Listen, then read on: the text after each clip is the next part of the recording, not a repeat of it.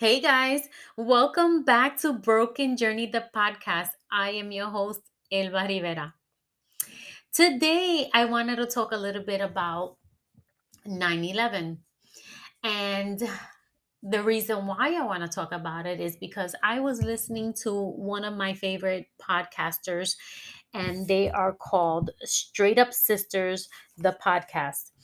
I've been listening to them since they first started. They are amazing, amazing. So, if you get a chance, listen to them. And so, anyway, I was listening to one of their podcasts, which aired on April 7th, 2021, and it's called "A Man with Purpose." Meet our friend Johnny. So they are basically interviewing the person and having a conversation with him. So he started talking about how things started in his life and, how he got into the military and other things that he does in his life, right? But in one of those conversations, he started talking about 9/11. Now, he had an apartment in New York and then he had an apartment in California. What reason he was going back and forth, I don't remember. However, when he was talking, he started talking about 9/11, and that kind of hit home for me because for me, it was like, oh my God, I remember that situation. When I was in New York, now, mind you, I am a native New Yorker, um, and I was there during 9/11.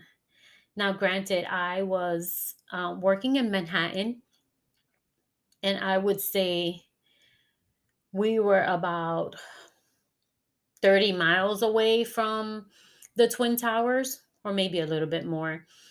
However, being there during that situation was very traumatic. And when the person that was being interviewed, he was talking about 9/11, it kind of brought back all these memories, all these fears, and everything that I experienced on that particular day. Now, mind you, 9/11 is also my son's birthday and my uncle who has passed, but their birthday was the same day, and we will always celebrate it during that. I mean, obviously on their birthday, right? So my uncle used to love this cake that we would get at a deli that was across the street from where I worked on Madison Avenue. So I worked at 59th Street and Madison Avenue, and between Madison and Park Avenue, there was a deli called Delmonico. And Delmonico had the best strawberry shortcake ever. I mean, the best. We will always get a slice every time we would go out for lunch or something like that. But anyway, going back to that, I had ordered the cake so that we can celebrate, their birthday. And my aunt and my uncle, they used to babysit my kids while I worked, right? My uncle at the time, I believe he was retired already. But anyway, we you know, we were planning on a nice little dinner and celebrating their birthday, etc., etc. And I remember that all of a sudden we were all at work and we were sitting in our cubicles, and one of my friends who was actually the administrative assistant for the CFO says, "Holy shit, a plane crashed into the one of the twin towers." And we were like, "What?" And she was like, "Yes, oh my God." So we all ran to one of the conference rooms because where we were, you were able to see downtown, which we considered like the Lower East Side. And we were like, holy crap. So we started to turn on the TVs at the conference room, and all of a sudden, we see the second plane go into the second building. And then while we're watching on the news, we start to see the building collapse. Now, mind you, I'm getting a little emotional because I'm closing my eyes and I'm still seeing these visuals. And we were freaking the hell out. Now, mind you, in one of those towers, there was the antenna, a huge antenna that was for cell phones and all that stuff. So when that building collapsed, it turned off all power. So, mind you, we lost power on the TV, we lost power in the building, and our phones weren't working, our cell phones or our landline phones.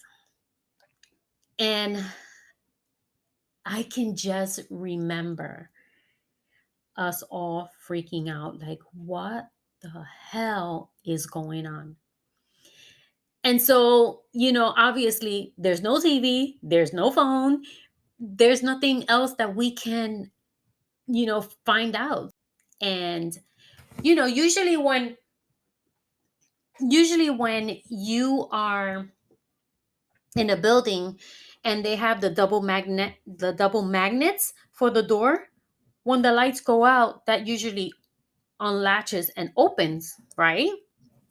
Well, that did not happen. The doors stayed shut. And we were all trying to get the hell out of that building. And we were like, holy shit, how are we going to get out? So the CFO says, listen, I have my golf club. Everybody step away, because the doors that we had, thank God, were glass doors. And so the CFO went and banged the crap out of that glass, shattered the glass, so that we all can go and get out of the building, right? So we all started walking down the stairs, probably running down the stairs. But seriously, we started like going very fast. Now, mind you, I'm on the 18th floor of this building, and there are people that were in higher floors, and they were running downstairs as well. I mean, everybody was freaking the hell out, and who wouldn't be, you know? And so I was like, holy crap.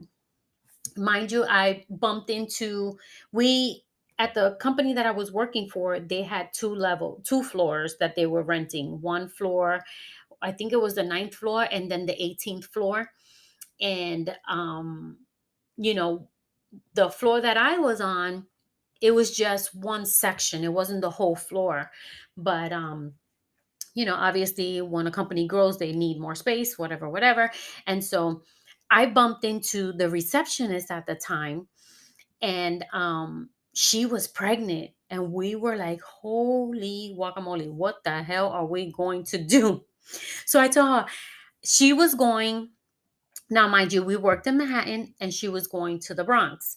And so we were like, what the hell are we gonna do? So her and I decide, well, we both need to get to the Bronx. Let's try and get a taxi. Yeah. Okay. There were no taxis available. When I say none, I mean none.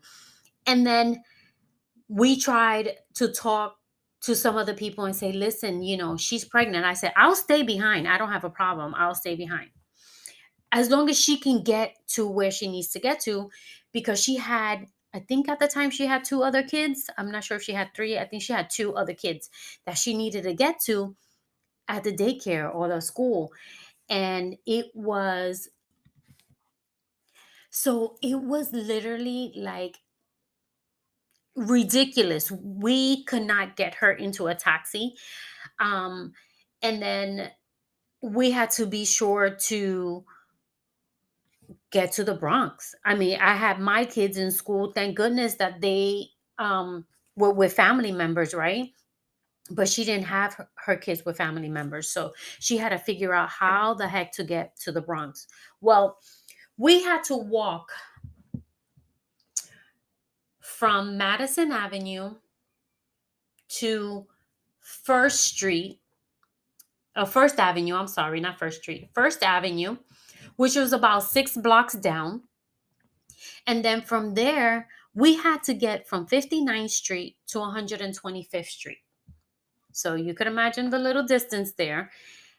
And that is where there was a bridge where we would be able to cross from Manhattan to the Bronx.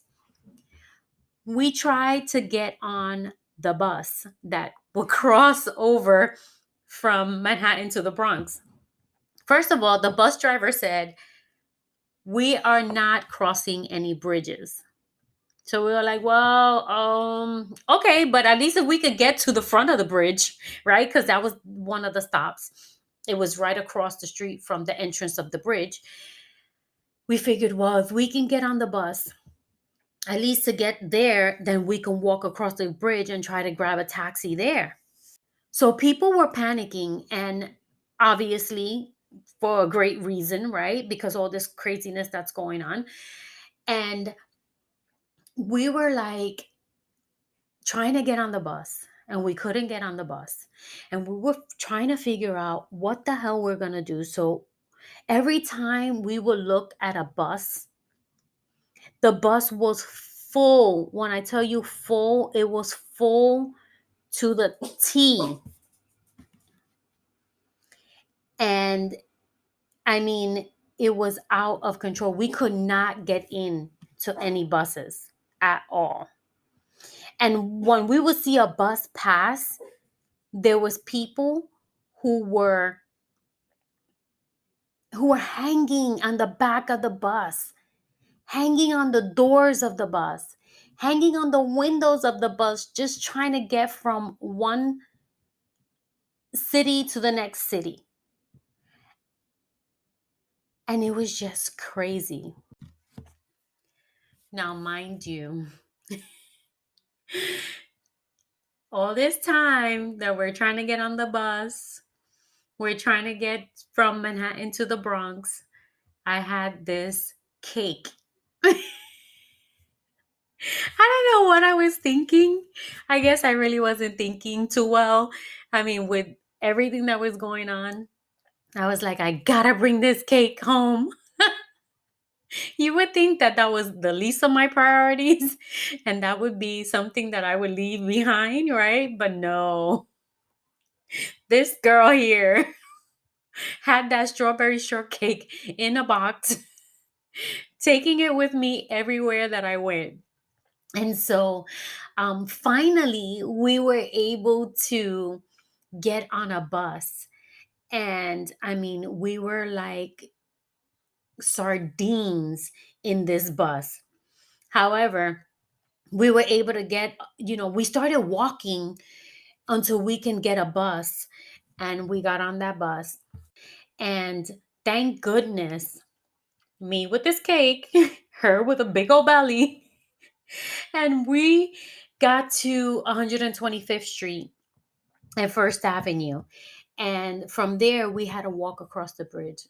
Let me tell you something. The bridge was closed. Obviously, they locked down everything. No cars, no buses, nothing can go across the bridges.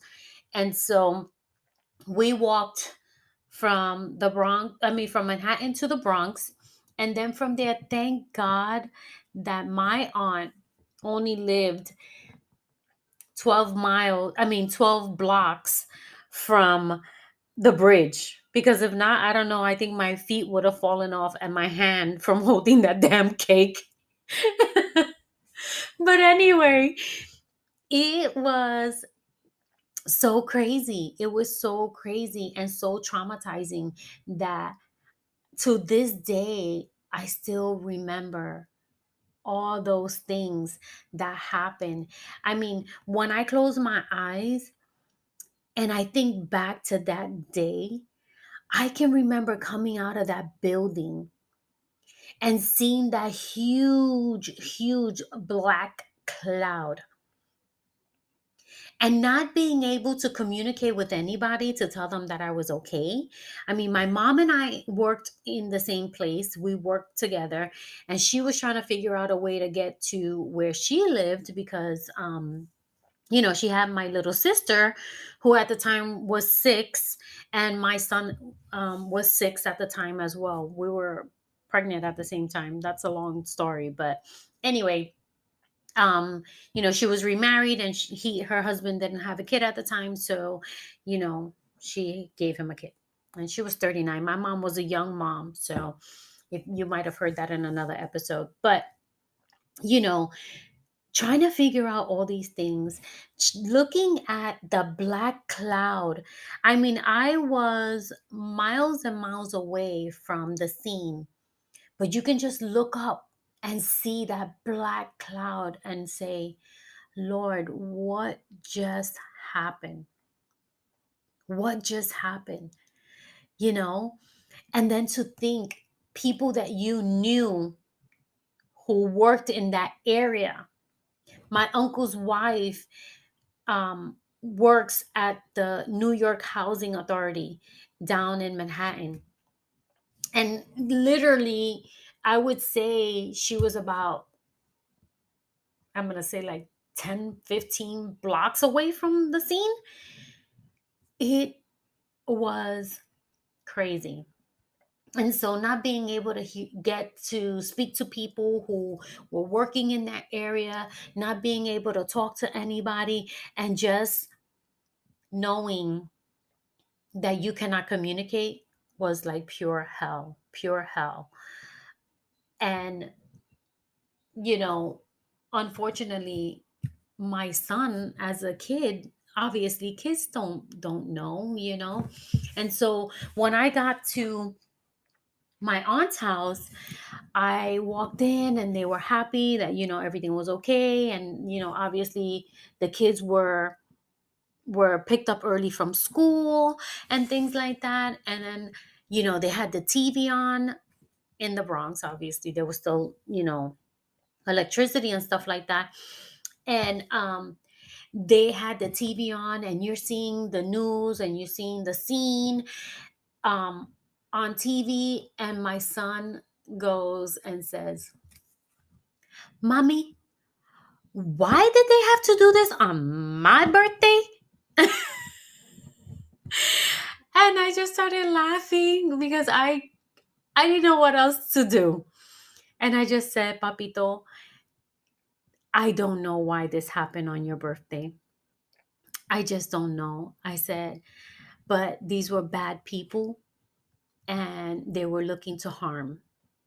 And he was like, well, they shouldn't have done it on my birthday. The innocence of kids when they are young. It was just, it was funny because, obviously he didn't know. He didn't know what was going on. But again, it was so traumatic. It was such a traumatic event. And when I was listening to that podcast and the guy was talking about 9/11 and everything that was going on, and, you know, all the things that he was saying kind of triggered that moment, that time, and said, my goodness, I remember this. I remember these things that he's talking about. And then, you kind of say to yourself, my goodness, I was traumatized by that, obviously, right? And did I ever deal with that? For me, I felt like I was back in that same scene again. And it was a horrific event, very horrific event. And, you know, it was to the point, it shut down New York. Like, New York is one of those places, like they say, the city never sleeps. Everything is open. And if it's not open, it's because it's a little bodega, or it's a store that needs to shut down, like clothing store. Nobody's going to shop at 12 o'clock at night, at midnight, and stuff like that. However, there's always something open. You can always go down the street and get something, a pizza, or some food, or go to Manhattan and see a whole bunch of things, and there's always things open, right? um and so I just think that all of that was so traumatic. And I will actually say that when you go through traumatic situations like that, you kind of look at life in a different perspective. And for me, I was like, what is going on? What am I going to do? You know, thank God, we still had our job. I think after 3 or 4 days, we had to go back to work. I was scared as hell, having to go into the train, not knowing if, there was going to be a bomb on that train, not knowing if somebody next to me was going to freak the hell out, you know, trying to figure out, looking behind your shoulder, trying to look and see what is going on, suspicious people, and going into um going into the building at work. Things changed like drastically. Like, you could not go into the building unless you were showing your ID, your driver's license. I didn't have a driver's license at the time. Actually, no, I did have a driver's license, but your ID, your badge, having to do like a finger swap scan, because that was the only way you were going to get in the building to go to work. And let me tell you something, if you had somebody who was coming to visit, honey, you better have had that person on the list, because if not, they were not coming in. It was really, really crazy. And I kind of got tired of that. And that made me think, okay, what am I going to do to change this? I don't want to live in fear. I don't want to live worrying about getting on the train to go to work. And, after a few years, I came to visit family in Florida, and I fell in love. I fell in love with the difference. In New York, I love New York. New York is my hometown, and I will always represent my hometown. However, I felt like I needed to give my kids a different environment, give them a change, give them something that was different than what I lived, right? And I gotta tell you, I I think that it was the best decision that I made. Um, don't get me wrong, sometimes I itch during the holidays and stuff like that. Because here they don't the area where I live at doesn't really celebrate or like have all these decorations like they do in New York. That's one of the things that I truly, truly miss about New York. All the decorations, all the lights and all those things that you see during the holidays. Those are things that I miss the most.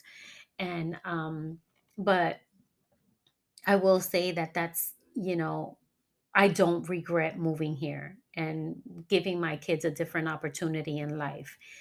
Um but anyway, you know, there's so many things sometimes that when you least expect it, you think that you're over some of these things, and next thing you know, something will snap, something will trigger that trauma, right? And we need to learn how to deal with that. I think I pushed it to the side. I pushed it in the back of my head and said, okay, this is a situation that happened, move on. But when you start to hear these things or you start to hear a word, or you hear a conversation or something that'll bring you back to that trauma, that means that you haven't fully dealt with it. And so I wanted to take this opportunity to say, if you are in a traumatic situation, take the time to heal from that, right? My trauma with 9/11 was a different situation. It wasn't, this was something that was worldwide. No, everybody felt this trauma. But sometimes we have personal trauma, and, we try to hide from it or not deal with it, right? And some people go into drugs behind it. Some people, you know, go into hiding behind it. There's so many things, so many different ways that people deal with trauma. And some of them are not good. But I just want to say, if you feel like you are in a situation where you have something that you have felt or been through, and I guess a traumatic experience, take the time to heal from that trauma. Look for help if you need to. For me, like, again, I listened to that conversation and it made me tear up.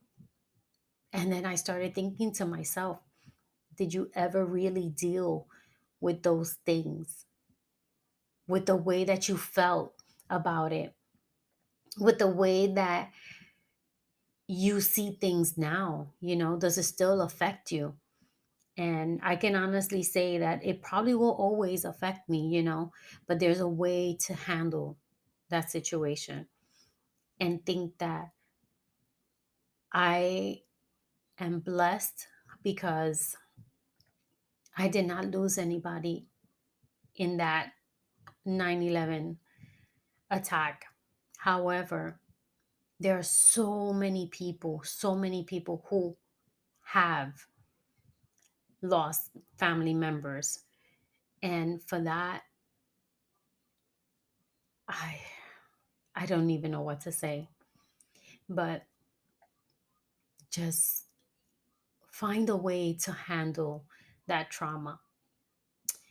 Anyway, guys, I wanted to share my experience about 9/11 after hearing that conversation and it triggering emotions for me. If you have had any traumatic experience in your life, which I'm sure we all have, please get the help that you need. I'm going to share two resources with you. If you feel like you're dealing with some traumas that are from your past that you are unable to deal with at the time. These two places, I found them online on Google, and they have various offices in all over the United States. So the first one is goodtherapy.com. That's GOODTHERAPY.com. And then we have betterhelp.com, and that's BETTERHELP.com. And they also have a hotline, which is 888-688-9296. Again, if you are going through a traumatic experience in your life and need an outlet, please don't use drugs. Use these resources that are here to help. And if you are working at a company that offers EAP, which is a employee assistance program, please take full advantage of that.